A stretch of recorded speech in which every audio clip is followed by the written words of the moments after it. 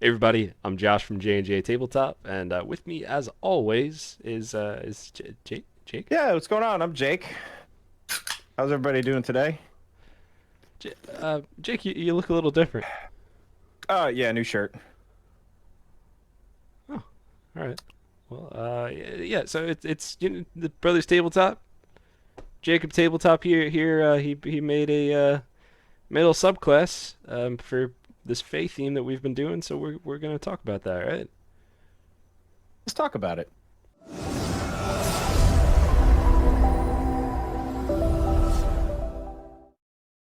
So welcome back, everybody. Clearly, this is not Jacob Tabletop or J and Jake underscore, as you may know him. This is our friend Evbo. Hello. Evbo, if you watch our Ancient Relics and Hokey Religions game Sunday nights at 7, then you probably already know him. Or if you just have good taste and you're on Twitch every now and then you also would probably know him. One of our good friends, super cool dude. Check out his link, which is right under his tag right under his name, and then links which are in doobly-doo down there, so you can catch up with him and see what's going on. What are we doing here today? What are you doing here today? I was sort of shanghaied into doing a video because Jacob Tabletop made a subclass, Fey Magic Sorcerer. And him being the non-biased entity that he is, he wanted to have a review with two different perspectives from his own, so we could really dunk on this dummy and show him what for. Yeah, that's exactly what we're gonna do. We came in here just ready to just rip this apart. So if you want to see that, then stay tuned because we're about to get into it. First things first, Jake kind of made this a little bit ago, but since we are having our fun Fey themed kind of month of videos as we prepare for the Wild Beyond the Witchlight coming in on September 21st, we figured what better time is there to talk about this thing? So let's just get right into it. We have a flavor text, as all subclasses start with. The Feywild is a fantastic place, filled with fairies, dazzling displays of light, and wondrous whimsy. There are those that have an inherent connection to it, infusing them with powerful magic at their command. Perhaps they were born in a place where the veil between the Feywild and the material plane was thin. Or maybe a powerful Fey ancestor left the Feywild to explore the multiverse, and in doing so, introduced powerful Fey blood into the likes of humanoids. Fey sorcerers come in all shapes and sizes. They may be driven by the same wanderlust that drove their ancestor to explore other places, or perhaps they simply take comfort in the company of druids hoping to gain a better understanding about the source of their magic. For your Fey Magic sorcerer, roll on the Fey Magic characteristics table, or choose any options from it. The Feywild is a wild place, so come up with your own characteristic if none of these fit your character concept. That brings us to this nice little table that Mr. Tabletop made for us. I love this kind of thing. I just love when they add some sort of flavor to a subclass. I think that's something that D&D has been doing more and more with the new supplements and all that kind of thing, more so than in the original Player's Handbook. Yeah, I agree. Flavor definitely helps you build out a character. Like these little details here, rolling on a table of 8 different characteristics.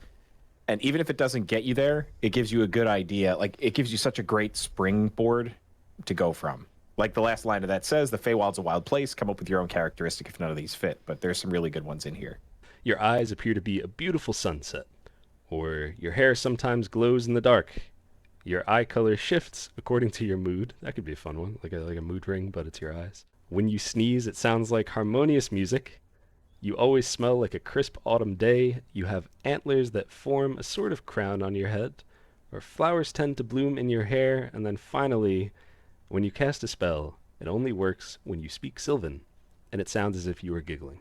I love little things like that. And for whatever reason, like the sneeze, I imagine that less like harmonious music and more like every time you sneeze, it's as if like you ever give like or see a kid with a harmonica and like it's just like terrible. That's what I imagine. It's like, huh, huh, you know, like, Yeah.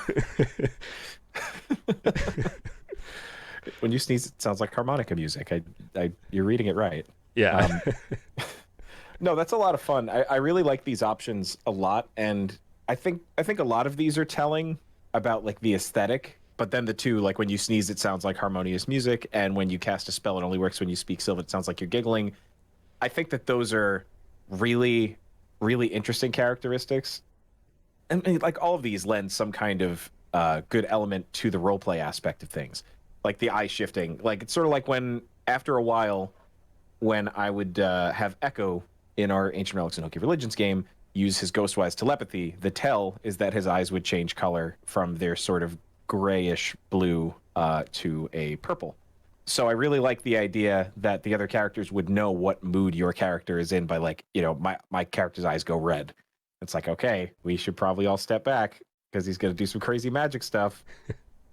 And then the same thing when you cast a spell, it only works when it's giggling. Like the idea that, oh, it might sound like you're singing a song, or you'll hear like birds chirping while you're doing this spell. Like there's so many cool options here. Very, very cool stuff. I think my favorite is the one that you mentioned, the eye color shifts according to mood, because that's just like it's just so like the visual of that of like oh, like he's starting to get angry, like his eyes are red or like whatever, or like and I love little things like this that help with storytelling, you know. hmm Like, and you could even combine the sunset and the mood thing too. Like if you're feeling good, your eyes look like you look into your eyes and it looks like the eternal sunset that only exists in the Feywild, you know. One thing I will mention, number 7, flowers tend to bloom in your hair. That one started off as, just I could give you a little bit of background because Jake did this, but like we went over some of the things together. Flowers tend to bloom in your hair started off as like when you walk, if you're in the forest or something like that, flowers just begin to bloom and like you have like a path of just vegetation growing behind you, but quickly realized that would be a problem with stealth. So that's how we Well, ended up where we're at. it would be a problem with stealth, and in some ways, it would be a problem with like, I don't know. You could combine that with certain things that I think potentially have an issue. It's like, so when I'm walking, you're saying that there are plants, and you're like, yeah. It's like I would like to cast Speak with Plants, and like you now have like a bit of extra stuff to play with, which I Yeah, mean you could argue is fine, but I don't know. I think there's some dodgy stuff you could end up with when you do that. definitely. Yeah, I think flowers bloom in your hair was a good meeting point for that or ending point. I'll say Uh, the one thing that I find odd is the use of the word tend. It's like, they will if they feel like it, but that's also kind of Fey, where they're just sort of like, I don't feel like blooming today. They'll just tell you right to your face. I don't want to. yeah, I cast Speak with Plants to my hair. So, what's Dang, you're going on? right. It's broken. It's busted. This whole scrap it. The whole class sucks. Damn it, Jake. You broke the game. All right, let's jump into the next section here about Fey Magic. Your link to the Feywild allows you to learn spells from the Druid class. When your spellcasting feature lets you learn or replace a sorcerer cantrip or a sorcerer spell of first level or higher, you can choose the new spell from the Druid spell list or the sorcerer spell list. You must otherwise obey all the restrictions for selecting the spell, and it becomes a sorcerer spell for you. In addition, you can speak, read, and write Sylvan. You have advantage on all intelligent, wisdom, and charisma saving throws against spells and magical effects, and magic cannot put you to sleep. You automatically succeed on the saving throw to maintain your memory after leaving the Feywild. You learn additional spells when you reach certain levels in this class, as shown on the Fey Magic spells table. Each of these spells counts as a sorcerer spell for you, but it doesn't count against the number of sorcerer spells you know. Whenever you gain a sorcerer level, you can replace one spell you gained from this feature with another spell of the same level. So we have this list here of these are all spells that you get just for being part of the class, just a free little spell. And by the way, if you're playing one of the vanilla sorcerer subclasses and you don't have this, definitely check out our video where we essentially just made spell lists for sorcerers. So that's gonna be like it's gonna be like and on by like up there somewhere. So click on that, check it out. The options we have at first level are Disguise Self and Sleep. Third level we have Misty Step and Suggestion. Fifth level Counterspell and Hypnotic Pattern. Seventh Dimension Door and Polymorph. Ninth Modify Memory and Seeming. I like these choices. I think that most of, I think with the exception of Counterspell, everything kind of has like a little bit of a Fey theme. I definitely agree. I think Counterspell is probably the only one that doesn't fit, but there's a very good reason for that, which we'll get into in a little bit. These all fit that theme perfectly and still give you plenty of wiggle room to choose the Druid spells that you want to choose from the Druid list. I really like that you get Druidcraft for free as a bonus cantrip, because it's just the Druid version of Prestidigitation, but there's so many fun things that you can do with it. It's a very playful spell and lets you really lean into, in a roleplay way, lets you lean into that, the Fey side of this sorcerer. Yeah, I think that was definitely a nice addition there, and might I say, Modify Memory, just lovely. Modify Memory is always a good time. And I didn't mention this last time when we read through everything, when you finished reading it. Being able to save on that, you leave the Feywild and then maybe you forgot everything, saving on that automatically, chef's kiss. Great. Oh, yeah. Yeah, and there's some other stuff similar to that later on, which I'm excited to get to. But I agree. Modify Memory, what a pick. And Seeming, too. Like, I don't know. Very interesting choices for the 9th level spells. He put a lot of work into this. He put a lot of thought into this. I mean, work too, but thought. He put a lot of thought into it. All right, so now that we got through some of the fluff and some of the like bonus spells and all that kind of stuff, now we can talk about the features, and this is what's really going to set the subclass apart. So I'm excited to get into this, and we'll start off with Eyes of the Beguiler. As an action, you gaze into the eyes of one humanoid you could see within 30 feet of you. If the target can see you, it must succeed on a Wisdom saving throw against your spell DC. On a failure, you have advantage on all Charisma ability checks directed at the target for the next 10 minutes, provided that they aren't already hostile towards you. If a target's saving throw is successful, or the effect ends for it, it is immune to this effect for the next 24 hours. You can do this a number of times equal to your proficiency bonus, and you regain all expended uses when you finish a long rest. One thing I will say that I love about this, that is different from just about any other magical, like, kind of charm style effect that I know of, they don't find out about it. It's kind of like it happens, and if you succeed, then great. And there's no negative to succeeding. A lot of the like charm person type abilities, it's like, yeah, it's all great and stuff while you're doing it, suggestion, awesome, and then like 15 minutes later they're like, oh, hey, I know what you did, you bastard, how did you do that to me? You know. I completely agree. It's a really great take on it, especially knowing that your sorcerer, who has to use charisma as their spellcasting modifier, is probably going to be the face. And I think giving that face this ability, it's not like insanely overpowered, but you're right. It's that one little tweak of, for 10 minutes, you kind of have a charm going for it, which is just to say you've got advantage on, charisma ability checks. It's pretty strong, but not like overly so. It just lends itself to some really cool social encounter and roleplay openings. Yeah. I'm a big fan. Good job, Jake. You won this round. Done good, kid. All right, up next we have Protective Spirits, which from what I can tell seems to be kind of the bread and butter combat-wise for this subclass, and I really like it. It's very cool. Starting at 6th level, your connection to the Feywild allows you to summon Fey Fairies to protect you. As a bonus action, you can spend 3 sorcery points. For the next minute, whenever you're hit by an attack, roll a d6. On a 5 or 6, the attack instead misses you as you teleport to a location of your choosing within 15 feet that you can see. On a 1 to 4, you take the damage as normal. This is great. I love this because it's like, it's a really interesting take on the, let's say, mirror image or what else is similar? I know that there's a couple other spells that are kind of like this that I can't remember the name of. But in any case, doesn't really matter. This is very unique. The 5 to 6 allowing you a teleport, a 33% chance for an attack to miss you, and giving you a free teleport for 15 feet without any additional cost. You're not spending a reaction to do that. You've spent your bonus action and your sorcery points. That is enough, which I think is completely fair. Because 3 sorcery points, especially early on at 6th level, that's half of your points that you could also be using to use, you could do meta magic with that. You could be doing a lot of different things with those points. So it is a big spend. But freeing yourself up to avoid that damage altogether, especially when you're squishy, as a sorcerer, absolutely. This is great. And the flavor of it is very cool. You could flavor it to look like a misty step where there's just sort of this mist where your character just kind of shifts away, or these are little fey fairies, the little spirits maybe just like distract and one of them like just grabs you and just pops you away to a different location and they laugh at the thing attacking you.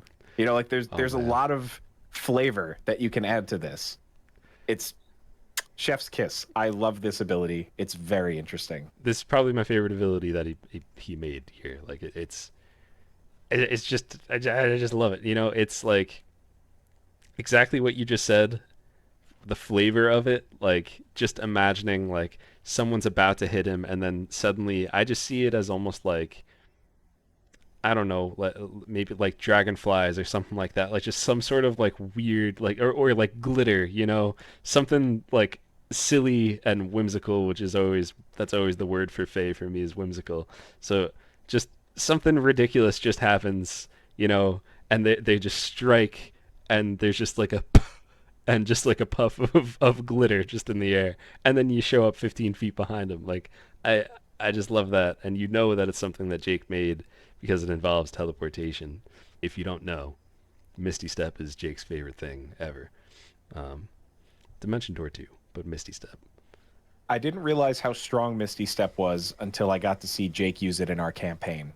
It is very cool, and especially flavor-wise, teleports are very cool. So, hard agree. Well done, Jake. This is really good stuff. It kind of reminds me of the of some like Echo Knight style abilities, and then also Horizon Walker Ranger, and I love both of those subclasses. So lovely. Next, we have our first pun that I could think of, which is Feyward Path. Maybe not so much pun as it is wordplay, but what more could we expect, right? Your connection to the Feywild allows you to find refuge there. Starting at 14th level, once per week, you could cast Plane Shift to travel to the Feywild without any material components required. Alternatively, you could use this feature to return to the material plane, but only if you are currently in the Feywild. In addition, at 18th level, you may choose to reduce or increase the time warp effect by 1 step on the table outlined in the DMG on page 49. You may not go beyond the options listed on this table. If you are familiar with the time warp effect on Dungeon Master Guide page 49, then you know how important that could be. So personally, and I think I've mentioned this before, like as a DM, time warp, I almost think you shouldn't roll randomly on that one. You should just kind of decide, like, all right, is it going to be, are days going to be years? Like, is that something we're okay with? Yes, that's what's going to happen. But if you're rolling randomly on there, being able to reduce it, you could change years to months or months to weeks. Like that could be really important. Or, I mean, if you're trying to spend more time in the Feywild for whatever reason, that could be pretty important too. If you're like, hey, I would like to spend a few years in the Feywild, but only have it cost a couple days. Sure. It's a scary thing, the time warp. I know there's a lot of DMs that just basically opt not to use it because it can be hard to world build, knowing that at any point after 14th level, your party can just go to the Feywild, and now your regular world is 30 years past what it was, and now you have to write 30 years worth of world events into your world, especially in a world where your heroes are not there. So let's say they were in the middle of something and they decided, let's just pop over to Feywild. There's a cool clothing store over there I'd like to hit up. And now it's 30 years later, and you're kind of like, well, the guy that you were after did die of old age, and the world is dead now. You've lost the campaign. It's over now. No, it's just that would be my only concern. But it's not a fault of this subclass. It's more a fault of the time warp in general. I Exactly. think it's something that I would shy away from myself or stick on the lower side of things. You know, months instead of years, I think is much more feasible. But as far as a power, you know, as far as an ability, I think it's great. I really like the lessening of the cost of going to the Feywild, which is, you know, the mind erasure from earlier and now the time warp effect here makes your character feel a lot more connected to it. It's not as scary to go into the Fey. So, yeah, good job. Good stuff. All right, let's jump into the next one here. Fey Reprisal. Starting at 14th level, you've learned to turn the tables on your enemies. Choose one of the following effects. So this first one here is why I mentioned Counterspell being important that it's on the list. Magical Absorption. If you successfully use Counterspell, you may absorb the spell's energy, converting it into a number of sorcery points equal to the spell's level. Fantastic. This is such a cool high-level ability that makes your character feel really powerful. All right, the next one here we have is Master of Charms. As a result of resisting a charm effect, you can use your reaction to redirect it toward the creature trying to charm you. The DC for the check is equal to your spell save DC. Very cool, very Fey, very strong. And it gives you that real, like, it could give you a real badass hero moment where someone's trying to, like, I shall tap into your mind, weak sorcerer. And then you say, no, you. And just absolutely body them by making them your friend. And if it's something like, you know, one of the stronger charm spells, like, well, like Dominate Person, I guess, would probably fall into that. Yeah. That would be extremely cool. Just you make that save, and now you're mine. Awesome. Just being able to throw that reverse card down, it's incredible. Yeah. Mm-hmm. That no reverse card, baby. I love that. It's almost like the, like, you know, don't try to charm a charmer, like that. You know, that's not the phrase, but you know what I'm going for, like that kind of thing there. I like that one a lot. And lastly, Arcane Retribution. If you take damage as a result of a successful attack roll, or because you failed a saving throw against a spell, you can use your reaction to cast a spell. The spell must have a casting time of 1 action and must target only the creature that dealt damage to you.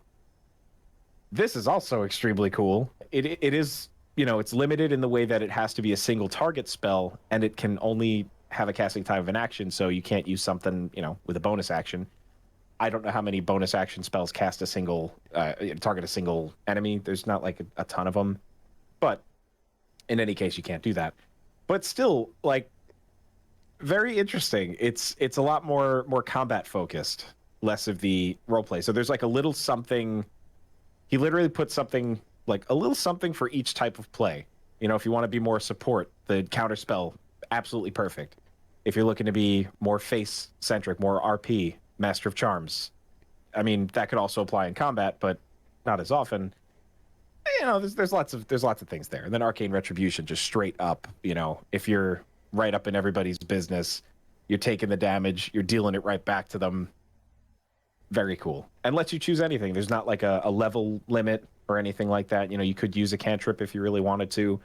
If you have a cantrip that you feel like would be the best thing for that situation, single target, uses an action. There's lots of stuff to play with here. So once you use this feature, you can't use it again until you finish a short or long rest, which gives you enough where you're not so afraid to use this ability, and it's not overpowered because you get only one of those per rest. So it's enough where you want to use it a lot, but you're still willing to, like, hold on to it for that right moment, and it's good stuff.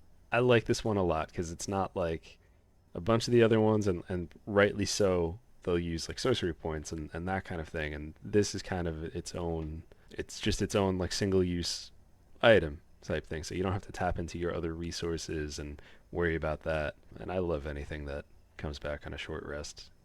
So this will bring us to the capstone feature of the Fey Magic Sorcerer, and that is Avatar of the Fey. Starting at 18th level, you can spend 6 sorcery points as a bonus action to gather the magic of the Feywild, transforming yourself into an avatar of the Fey. While in this form, you gain the following benefits. You gain true sight out to a range of 30 feet. You are immune to being charmed or frightened. You gain resistance to all damage dealt by spells and magical effects. And you could use your bonus action to either turn invisible until the end of your next turn, or, you ready for it? Teleport to a location within 90 feet to a location you could see.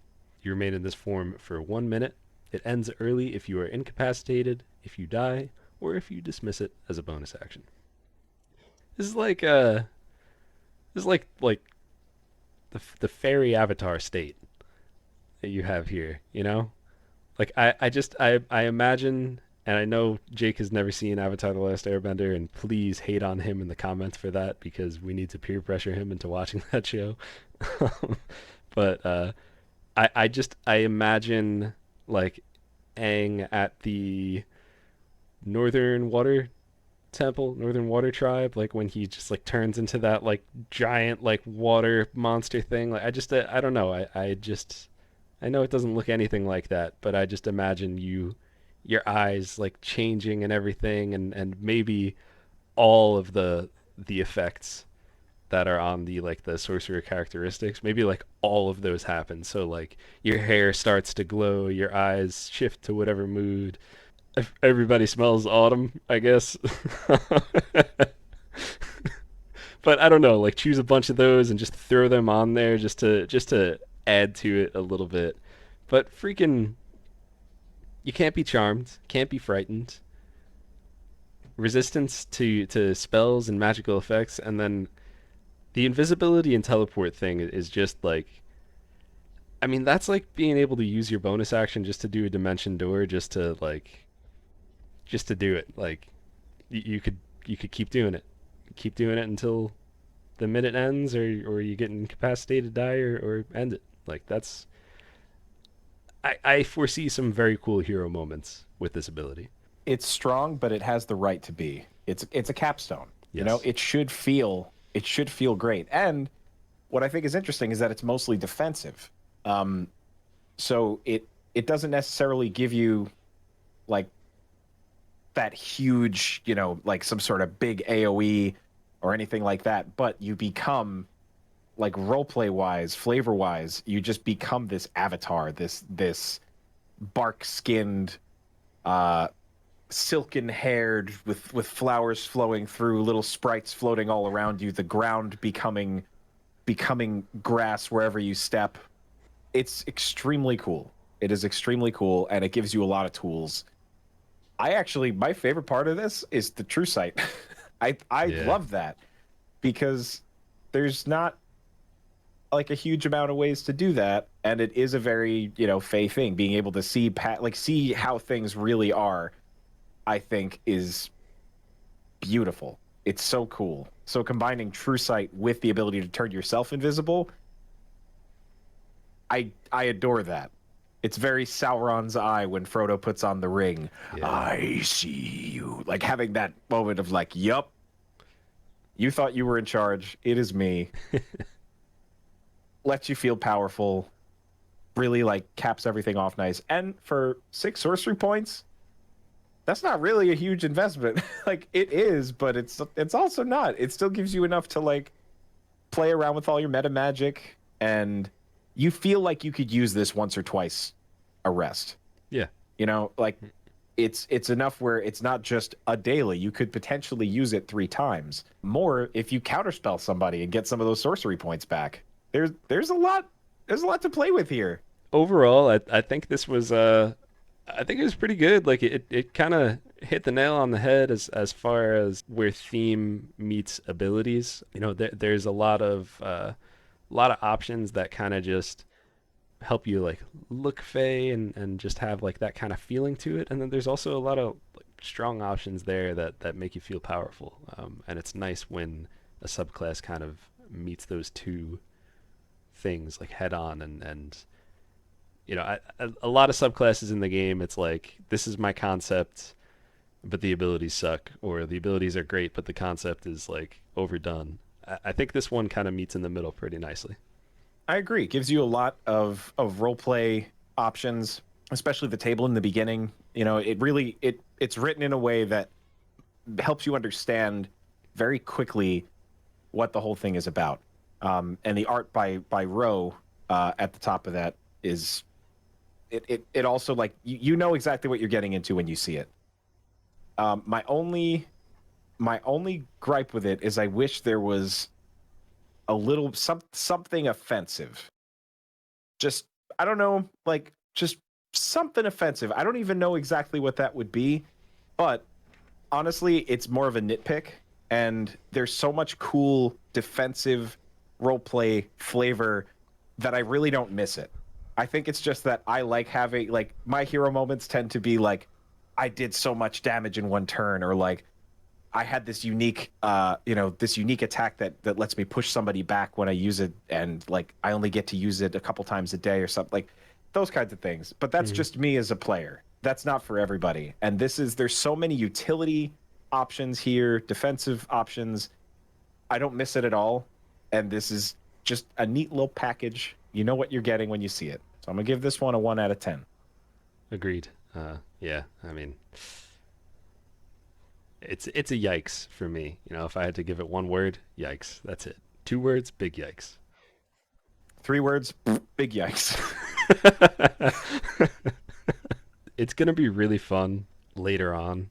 I think I'm gonna have to make a fun edit for this, because when you said, I think what this is missing is something offensive, I was not thinking like offense. I was like, I Like thought you. something that would offend people. Yeah, I'm sitting there like I'm gonna have to like zoom in onto my face when you say that, because like you're like it's missing something offensive, and I'm kind of like, all right, okay. And then as you continued on, I was like, all right, I'm an idiot. Like, Evan, if you had to rate this class on a scale from like peach emoji to like the blue car emoji, or even like the airplane, where do you think it would land? I think for me, this lands between those two. Probably like Bumblebee emoji, which Interesting. I think is more than it deserves. But Yeah. that's I think where I want to land with it. What about you? Where would you land this one? Uh, I'd probably I would probably put it at like a frog emoji. If not the frog, then that little like martini glass looking one. Yeah, Yeah. so somewhere between Frog and Martini Glass. Yeah, I see how you got there. Yeah. Jake, thank you for the work you put in on this, and just do better next time if you could. Yeah, please just try a little harder and let Yeah. us know what emoji scale it lands on in the comments. Yeah, we would love to hear about that, and if let us know what your favorite thing is in there, because we like talking to you about all the things, and especially these video things. If you want to get this class for your own, or the subclass for your own, the link's in the doobly-doo for D&D Beyond, and then we're also going to have this on DM's Guild. So if you want to throw a couple bucks our way for this class, if it meant that much to you, and you really like it and you just want to bless us, then go for it. But the class is also out there for free on D&D Beyond. So thank you all for coming by. Please go and follow It's Evbo. Check him out as he does these really cool playthroughs of just all sorts of voice acted things. Right now he's doing Thousand Year Door, and it's been a lot of fun, and I'm pretty sure I'm gonna go watch him play that like right now. So it's fun. You should check it out. And make sure if you're not already, subscribe to these dum dums. Do it. Just do it. Beguile. The eyes of the Beguiler. Wait a second. This is going in. Oh man. I'm sorry, I beguiled you with my eyes. You son of a... Yeah, this Anyway, is my overall rating is an F. Yeah. Try harder. Yep. Next. Yeah, I mean, I hate the Fray. I don't know why you would make a whole subclass about him. Freaking gonna have How to Save a Life stuck in my head for the rest of the week. How to spare the dying. That's funny, right? If I